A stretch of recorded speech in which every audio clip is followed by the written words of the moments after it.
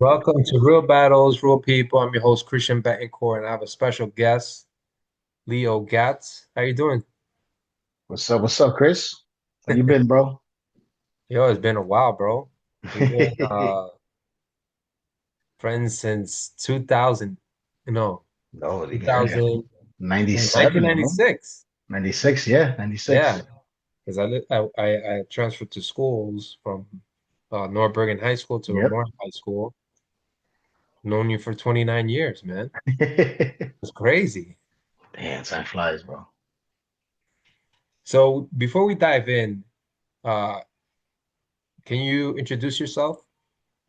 So my government name is Leo Gutierrez, Leonardo Gutierrez, um, also known as Leo Gatz in high school.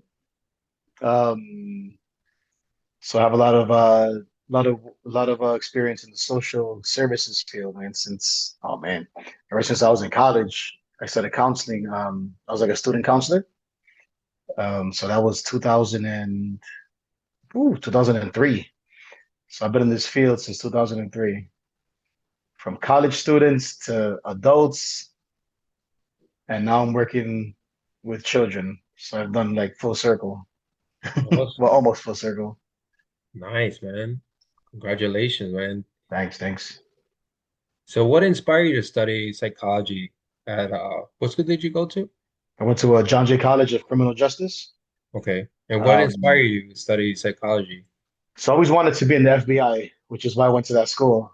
Um, you have a good shot of getting in there from that school. You start in the police department, you work your way up. Um, I even had my degree and I was gonna get a degree actually in just criminal justice. Then I took a psychology course my freshman year, and I just fell in love with everything, man, from schizophrenia to OCD to PTSD, anything you can think of. And I'm there in class just like in awe, like damn, like that's something I want to do, you know? So I quickly switched my major to forensic psychology, and then I was able to get a minor in counseling, which is what allowed me to do counseling in the school. And what kind of work do you do now?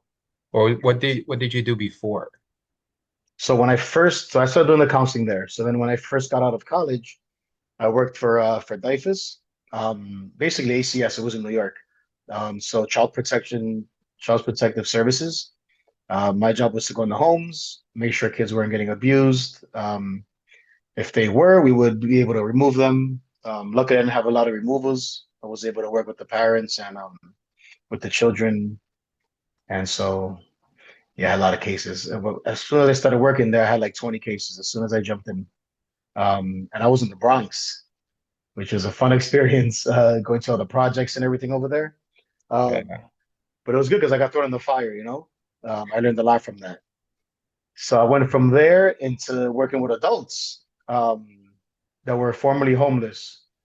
Um, and what we were talking about before, some of them, we had to fill the building with at least 10% of homeless veterans because there was a big veteran initiative. I forget what it was called, but we were able to house. So if we had 30 apartments, we would have at least. Well, if we had like 40, I think it was, and we would have to at least house eight, 8 to 10 apartments had to be for homeless vets. So I did that for a while.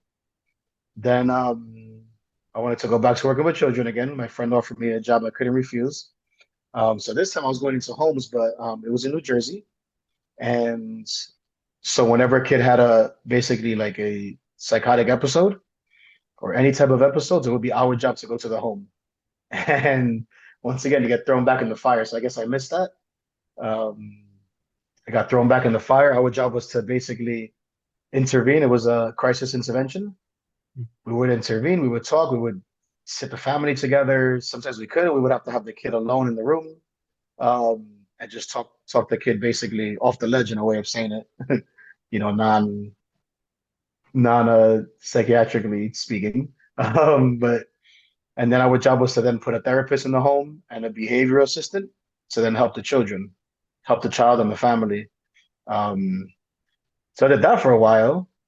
Yeah. Then my old boss called me and said, "Hey, I want you to come back to New York again, but this time I want you to run the building of formerly homeless individuals. So you could become the program director." And my job was actually I was actually interviewing formerly homeless individuals and veterans. Um, I mean, including veterans. And so my job was to they had to be in a shelter for at least a year, and then we can house them. So once we housed them, they had their own apartment, and our job was to give them therapy, from counseling to some of them needed physical therapy outside of the building. We just took care of everything. Their mental health. We had employment services for them, where they could still work and still have the apartment. And our office was like our counseling center was in the building. So anytime they needed something, they would come right downstairs, and they used to come a lot. Sometimes they would just come to hang out, even though I had notes to do, a lot of work to do, I always made Yeah. time for them. Um, a lot of them lost their family. A lot of them, not just the veterans, just in general, a lot of drug issues, substance abuse, mental health issues. So they lost a lot of family and friends. So we were their family and friends. How did you build And trust with veterans? um, you know, it just being there was number one, listening. Um, never ask too many questions. They've been through a lot. The last thing they want to hear is, "Oh, so what happened over there?" You know, um, so it's funny how the more you listen, the more they'll tell you, they'll talk, they'll trust you, and they need to talk about it. A lot of them did have PTSD, and them talking about it, you could just see like the relief coming off of them that they're finally able to talk to somebody about it.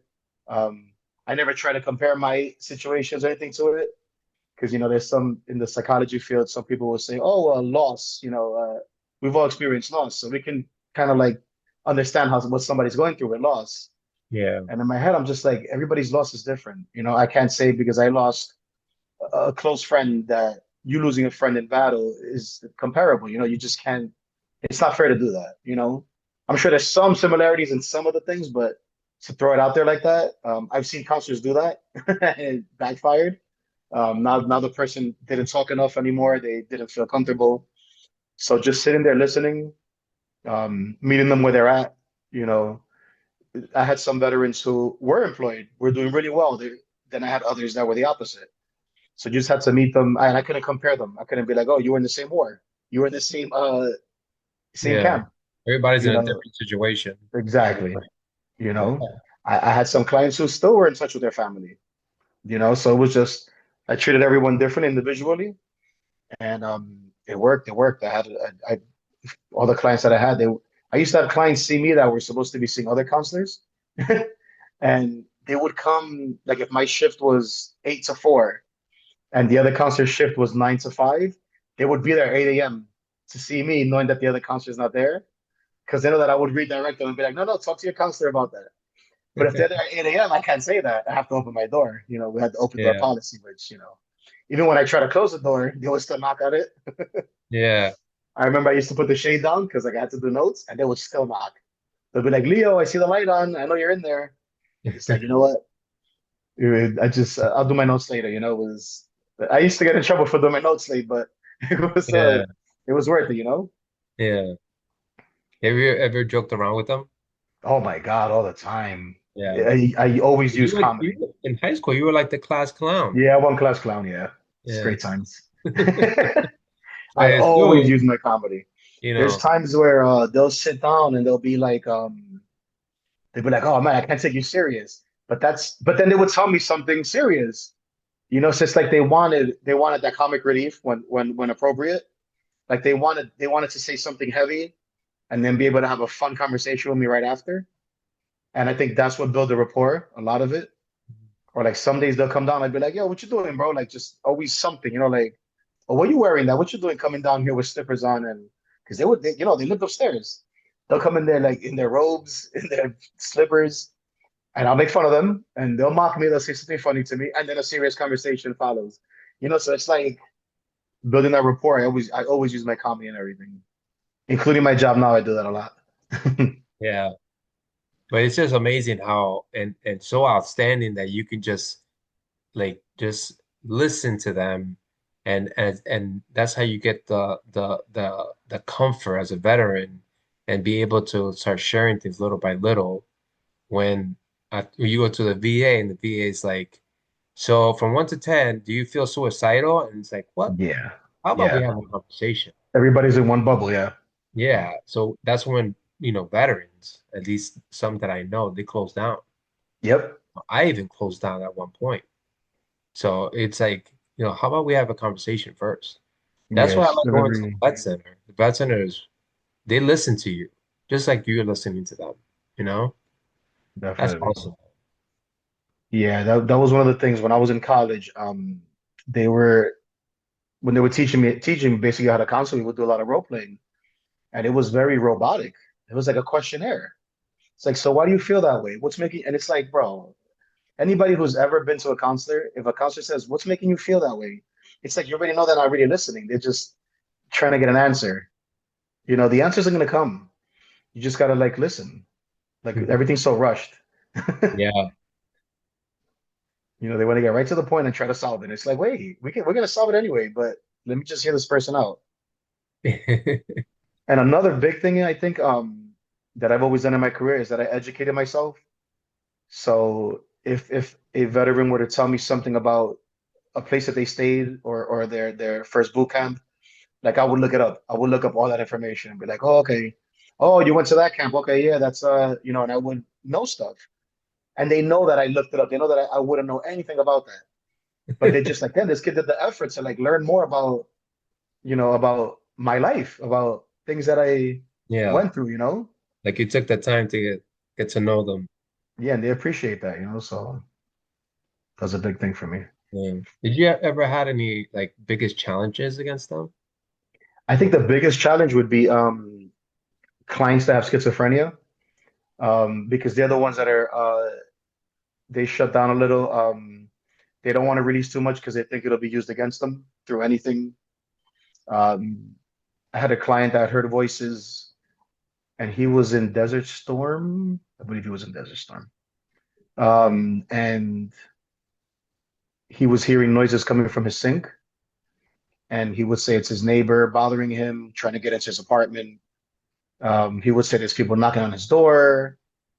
And we checked the cameras, and there was nobody knocking on his door. We would show him the camera footage, and he would say things like, no, no, you guys, they found a way to erase it. They found a way to erase it and replace the time. And, so those are the hardest challenges that I had. So I would have to find different ways to build a relationship with them. Um, but one of the ways was actually like saying, here, come, I'm going to show you the footage, just so I could show them that we're trying. Even though he may start thinking that I'm part of the part of the cover up, but it was just like at least I'm going to show him that I'm trying, you know. So I would tell him that I would be like, listen, I know that you're not going to believe what I'm telling you, but I'm just want to show you that we're trying. We're trying to solve this. So last time we spoke, you told me that you are working with kids with autism and ADHD. Yes. So when I was doing the crisis intervention work, when I would go into homes and complete chaos, so it used to be the police would get there first. So let's say a child has autism and he starts beating well, he just gets physically aggressive towards the father or the mother. Sometimes the police are called, because they don't want the kid to hurt himself or hurt someone else. The police would get there and they would be like, "There's nothing we can really do. He's calm right now. We're not going to take him to an emergency room, to a hospital. Um, so what we'll do is we'll call crisis intervention. So we would get out there and the cops would literally be like, all right, we're out of here. Peace. You guys got it from here. So I remember I met a kid with autism and he was having problems socializing. So as soon as I got in the home, the mom is like, well, he's not going to talk to you because he doesn't talk to anybody. And that's the problem. So I was like, all right, so we're going to put a therapist in here and a behavioral assistant. And, they'll be able to work with him. And I was like, but can I just talk to him? Can I talk to him for like 30 minutes? I'll try to talk. So I went up to him. He's in his room and he's playing a Nintendo DS. And this was, oh my God, it's like 15 years ago when it was popular. And I had a Nintendo DS. I was like a kid. And he was playing Super Mario Brothers, and I actually knew the game. Like I mastered the game, which is I should have mastered. I'm freaking 20 or 25 years old, whatever. Um, I was probably 30 at that time. So I mastered the game, and I was like, "Oh, do you know there's a secret board there?" Once I told the kid that, we were playing for like an hour, and the kid opened up about everything. He started talking to me, started talking about his classmates, his school, his teachers. The mom was like, "I've never heard the kid talk about a teacher. I've never heard him mention students from his class." He started mentioning the issues he's having, and it was all because I found one thing that he loved. And so that was about 2010. And ever since then, I was like, I want to work with kids with autism. I don't want to just come out there just for the intervention because that's only one visit, and then we pass them along to a therapist and a behavioralist, basically. And I was like, I want to do more than that. So that's when I so skip a couple of years, and I ended up getting my MBA from American University. And the reason for that was because I still want some. I'm actually working on it currently. Like I want to open up my own center for children with autism and ADHD. That's most of my cases now. And so that's when I decided, let me go back into that field. And so now I'm doing the behavioral therapy for the children. So now there's a crisis intervention person goes out there, and then now they refer me to go there. So now I Mm. get to see the kid for 4 hours a week. Well, it could be 2 to 4 hours a week, and I'll go to the home, find common ground with the kid. There's this one kid that loves Alvin and the Chipmunks, and I grew up on that. So I'm there like that was one of my visits recently. I went to visit the kid, and the parents were like, he's not going to talk. He doesn't talk to anybody. Oh, Um, and as soon as I walked in the house, the kid started screaming out, "No, Leo, no, no," because he heard my name. He's like, "No, no," like saying, "No, I don't want to talk to you." So the parents were like, "Yeah, he likes this, he likes that." And I was like, "All right, I got you." So I went up to his room, and he's in his room with his door closed, and I started singing the theme song from Alvin and the Chipmunks. The kid opens up the door. Let's just say 2 hours later, after I left, the kid's walking me to my car, saying, "Leo, when are you coming back? When are you coming back?" wow. And you just find the commonality. And ever since, that's one of my most recent cases, but it's one of the quickest successes I ever had. Yeah. Like Wow. he went to visit family the other day, and they were like, "Wow, this is a completely different kid." Yeah. He took such a different approach, such a Yeah, positive approach. and there's comedy in there. It's funny. I'm there singing like an idiot in front of a door, but it's funny. The kid's laughing. I'm doing the voices of Alvin and the Chipmunks, and we can sing, Chris. So Yeah. Yeah. You're definitely a singer. You're singing uh, Cisco in high school, Blue Hill. Oh man, Good times. yeah. So you keep Wow. that. So I'm glad So you mentioned that remarkable just comedy. to hear that. That was like it touched me, man. It touched me. Yeah, bro. That story. See, when you talk about the comedy part, man, the comedy, and then it goes back to what we were talking about earlier, comedy and finding out, like meeting them where they're at, like what's he into, what does he want. The kid doesn't want to sit there and talk about what's your problems today, what's going on. Hmm. He wants to talk about things that he likes, and then it's gonna lead into other stuff. He started Hmm. telling that kid as well. He started telling me about his teachers, his students, and the mom said the same thing that the other mom has said. He's never spoken about teachers. He's never spoken about students. So now we got to the point where the school, they found out about what I was doing in the home, and now they're initiating it. So when he does really good for the week, he gets like an Alvin reward. Alvin is the best chipmunk, so he gets like more tablet time at home. If he Nice. had a Theodore week, he'll have like an hour on the tablet. If he had a Simon week, he'll have like 3 hours. If he has an album week, he can use the tablet as long as he wants, within the time frame. Yeah. Like by 9 o'clock, he has to be off of it. And you just see the kid reacting like so. Like I and the big part of it is when he does misbehave. Like I'll I mean he doesn't do it in front of me, but when I found out he misbehaves, like I'll make jokes when I walk in the house. He hit his mom in Home Depot the other day. So as soon as I walk in the room, I was like, "Bro, what are you doing at Home Depot hitting people?" And he starts laughing. And I was Mm. like, I was like, if the Home Depot people see it, they're gonna make you work there. They're gonna make you have to sell tools, and so the kids dying laughing. I waited, I waited. He was talking, we're talking, we're talking. And I was like, you can't be doing that. You can't be hitting your mom in Home Depot. I know, I know. Yo, we went downstairs and he hugs her and says sorry. And she's just like, what the heck? Like, what? This kid's never done that. He's never apologized. And it's just meeting them, getting the common ground. And so that's where the comedy comes in, but it's also like seeing what they love and listening. Yeah. So with has there any been like we discussed before, like autism? Has there any situation where it's been rough, like the kids acting up? I've had a case where the kid actually is very physically aggressive towards the mom, and I've been with him for 3 years already. Oh my God. And sometimes, it's while I'm there, it's happening. And he's hit other therapists, he's hit other people that have been in the home.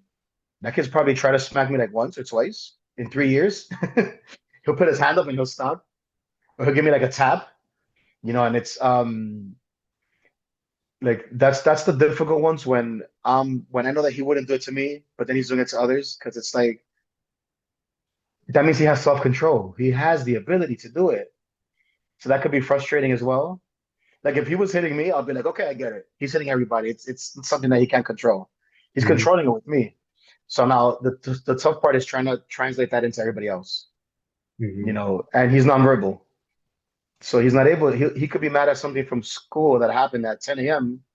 and now he's gonna come home and he's gonna take it out on his mom. And he won't be able to tell you what happened. So you won't Hmm. know why he's angry.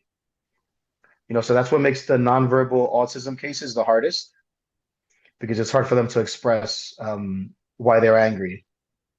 And once they're angry, it's hard to put a coping skill in that would work at the moment because I don't know what he's mad at. Let's say he was mad because maybe he dropped his food and he couldn't finish his food. See, now we would know the coping skill would be okay, let's give him that same meal again. And now he'll be happy because now he gets what he wanted. Maybe he dropped a nugget or something. Let's give him a nut. We don't know what happened. Hmm. So it's like we're guessing, constantly guessing. Oh, do you want this? Do you want that? You know.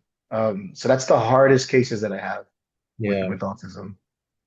What are some like simple strategies used like to that parents can use? Definitely finding out what the kid loves to do. I had a conversation with one of my close friends that I knew since high school. We were just randomly hanging out because we're in the same fantasy football league.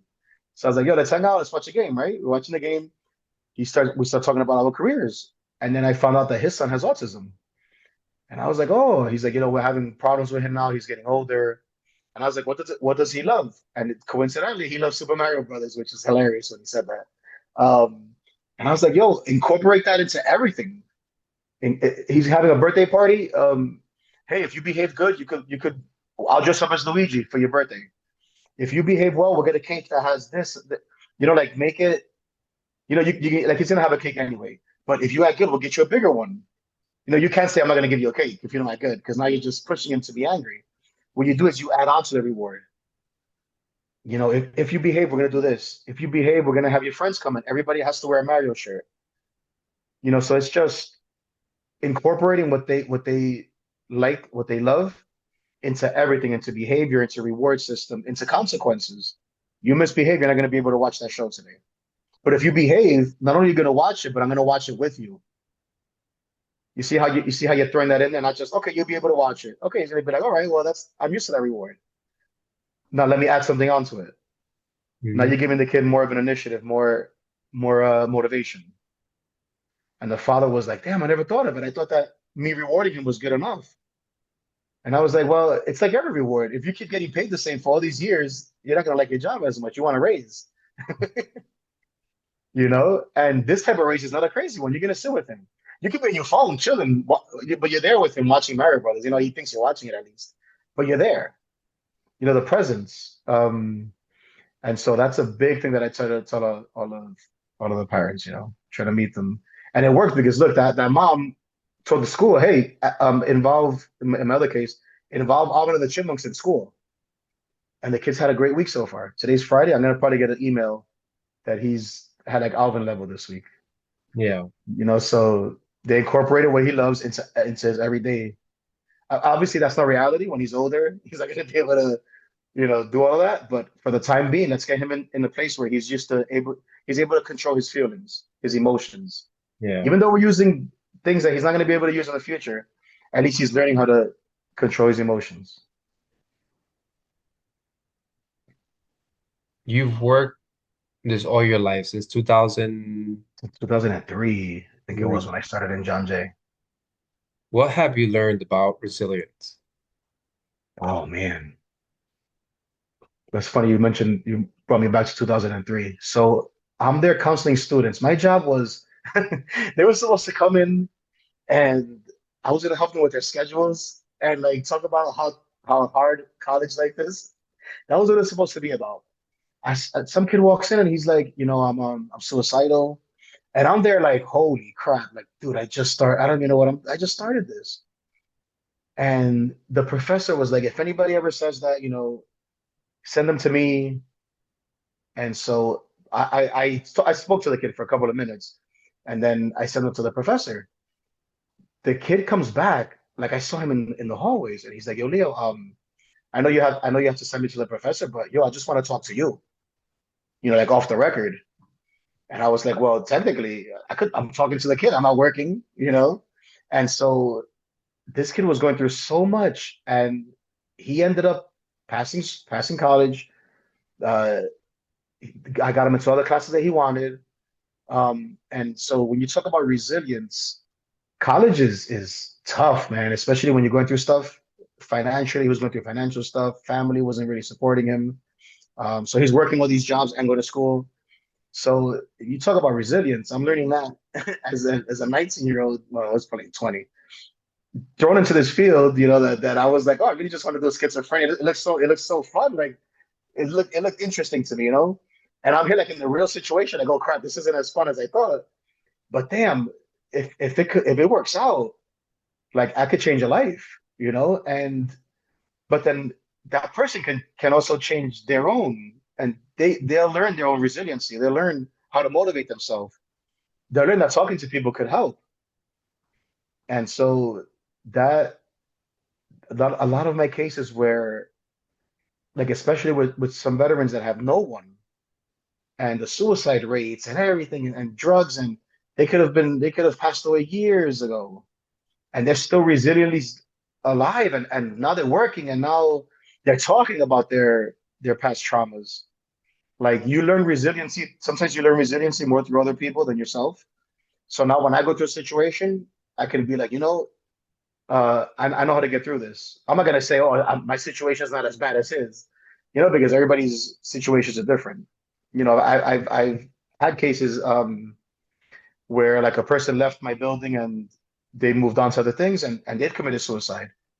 And I knew they were doing well, like they were doing better, and yet they still committed suicide. So I can't be like, oh well, his resiliency was harder than his resiliency, because I've seen people have hard lives. No one's visited them the whole time.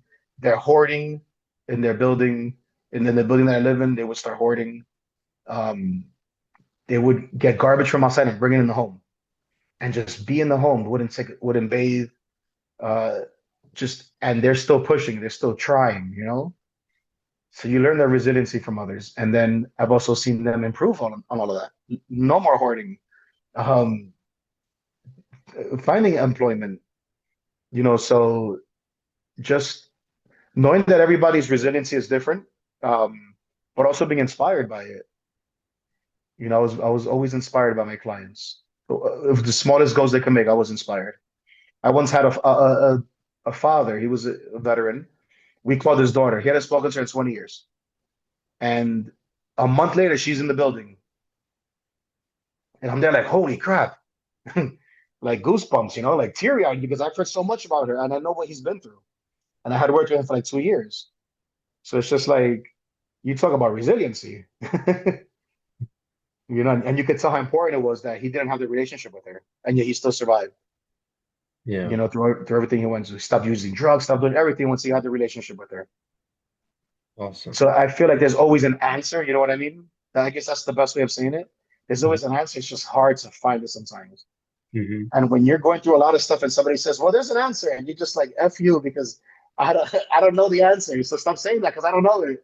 You're making it seem like winning the lottery. It feels like winning the lottery when you don't have an answer. Like there's a small percentage that you're gonna get it. But if you work hard, you can find it. It's just the person you talk to and the patience of the person you talk to is important. Like you said, I've taken clients to the VA, and I'm sitting there like, dude, what is this questionnaire? They're reading from a book, like you said. It's like they're Yeah, literally reading from something and just. So what makes you feel this way? On a scale of 1 to 10, how likely are you to hurt yourself? How likely, and it's just like hurt someone else. How long have you been feeling like this in the past? And it's like, dude, come on, like they're real humans, the worst and question and is, how did we feel 60 days ago? And I'm like, I don't remember. I'm trying to get through today. Yeah, and those questions. And how about if I felt? How about if I felt like crap 60 days ago, and I'm feeling better now? And you just brought me back to that.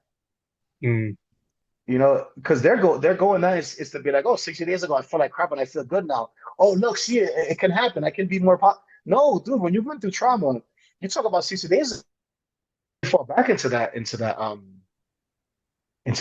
And it's like, why would you bring them back? Talk about a hard time in your life. And it's like, wait. Get to know me first. Take me out to lunch. yeah, especially when they start asking those questions and you're on those pills that the psychiatrist gives you. They're Yep. just like 12, 15 pills, you know, and they're just I don't take that stuff. No, but you're having racing thoughts, and now they're making you have racing thoughts from 60 days ago when you're trying to Exactly. survive just getting to the VA. And those pills have when you read the paper all the way down, it says you could commit suicide. Yeah, suicide. Yep, absolutely. That's one of the biggest. Yep. Yeah, it's crazy. So as we close out, what is what would be a message about hope and change? What would it be? You know, I would say I'm so glad you said the word resilient. Just keep being resilient. Just keep trying. Um, I like I said, I don't want to say there's an answer. There's always something that's gonna, but there is one. But it's how you go about finding the answer. That's the biggest thing. Find out what's hurting you. Talk about what's hurting you. Let someone just listen to that and end it at that. Find out what's hurting you and forget about trying to get the resolution so fast. I think that's what everything's such a rush. Oh, I don't have a relationship with my family. Oh, well, then call them. It's like, wait, damn, that sucks. You don't have a relationship with them. All right, let's talk about jump out of that. Change the subject. Talk about something else. Thank you for telling me that. The next visit you come, now we can talk more about it. We can talk more. Don't let other people rush you into a solution. I think that's the biggest thing I would say. Like, don't let them rush you in. Make these counselors work. That's what they're there for. Make them work. Don't give them all the information at once. Make them work for it too. Because then you're going to find the answer on your own as well. The counselor's going to help you find an answer if they're good. And you're going to find your own answer. And that's what's going to motivate you. That answer is going to be your motivation. Your motivation could be doing podcasts or helping others, right? That's your motivation. That's hard to say that when you're coming out, when you first come out of the forces and you're trying to help yourself. Like you're trying to survive. How would you have found that answer? I want to help others. How? You just got out of traumatic experience. You may have health issues as well, right? You could have health issues. You could have mental health issues. And yeah, you may know the answer is helping others, but you still got to first find yourself, be able to talk to people, be able to get everything out. And then you'll find the answer. And then once you find the answer, you still have to work. Don't rush it either. Don't just jump into, let me start helping people now because you still haven't helped yourself yet. Make these counselors work on yourself, you know, and I'm telling you, you will find an answer. What you do with that answer is up to you after that. But you will find the answer. Yeah, kind of it reminds me of myself, you know, going to combat, coming back, and then, working on myself, going to therapy. I've gone to Yep, therapy for 16 years. I love I it. know. It's the best thing. All you have to do, if you're pissed off about something, just share with somebody and they'll give you the That's answer. it. That's it. Just share it. You don't have to always find a solution. I think that's everybody's so solution based, you Yeah. know? But sometimes that solution doesn't work. Exactly. You could say, oh, say sorry to that person. Okay, but how about if you were really mad at them though? Like, how do you say sorry? How do you do it? I'm sorry for how I reacted. However, I'm still angry about what happened. Like that it can't just be it can't just be a solution. It has to be more to it. Yeah. Well, Leo, thank you so much for taking the So much, time. brother. We just jumped right into this Boom. podcast and I'm glad you way said resiliency. That was perfect, bro. this was an amazing podcast. Yeah, this is awesome, bro. Yeah. Resiliency to motivation to problem solving to eventual solution, bro. That's it. But you got Yeah. to be able to talk, and you have to talk to somebody who's going to listen, bro. That's important. Yeah. Well, thank you again for being on my podcast and being Always, able to brother. share your experiences since 2003, you know, and in 2004 I was in Iraq. Just imagine. Yep. You were So, sending me pictures. You used to send me pictures, bro. yeah. Letters. Yeah. And but yeah, man, I appreciate you being here and the audience is gonna listen to what you have to say It's awesome, and bro. yeah, We'll keep in touch, my brother. I love you. All right, man. We'll talk. this is real battles, real people. Take care, everybody.